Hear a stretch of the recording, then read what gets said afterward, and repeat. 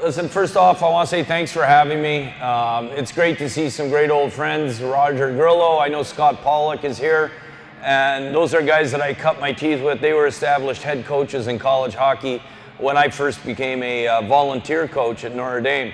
I want to thank you all for what you do for minor hockey and the development of the young athletes that are trying to aspire to be, first of all, great teammates, and then to their skill development and learning how to be part of a team, because I think the reason you guys are in the stands is because you know how much it's probably helped you being part of a team as your development as a person, first and foremost. I want to talk about practice plans.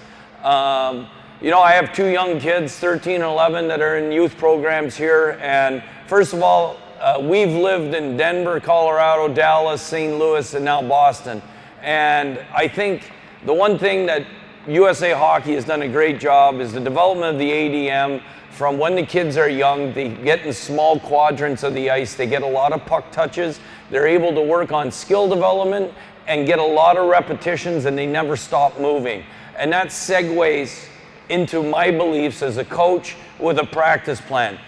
The first and foremost, know what you want your team identity to be.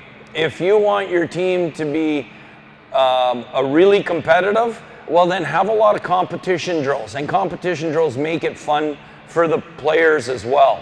You know, you're doing a 2-on-1 drill, have black against white, and black is going 2-on-1 on offense, white is defending, then flip them and know you're counting goals. As soon as you know it's a competition, even at the NHL level, the competition goes up. The best is, give you a story about Pasternak. The other day I was meeting with the captains and I said, anything about practice, on the ice, off the ice that you want more? And Pasternak goes, practice is always structure. And he goes, can we just compete sometimes, make it a game? And it just shows you that even the best players in the world, they want to compete. So it's even more important, I think, at a younger age. The second thing, after your team identity, for us, we're a puck possession team, we're a puck pressure team when we don't have it. So those are elements we put into our practice. Okay, and that's the team identity. Second is, I think as much as possible, you want to have a skill component to every drill you do. You know, and then two, you want to make sure that the drill has some form of structure. And I'll give you an example of this. And then the third part is conditioning. Some of your drills are going to be 12-second bursts, a 2-on-1 down the ice. You know, and then you do want to build into some portion of your practice to have a 30 to 35-second component of it, because that's starting to simulate or shift now. And if you're going, I imagine at the youth level, you should have a work to rest ratio of 2 to 1. So you're going hard for 30 seconds, you're off for a minute while the other two lines go, so to speak. That helps them build interval training into what's going to matter for their conditioning to games.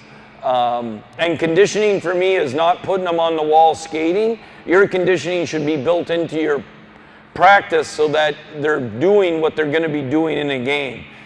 Protecting pucks, trying to make plays out of corners, whatever the situation calls for. Schedule 5 minutes before practice, you're coming into the locker room and you're going to go over the first 3 drills.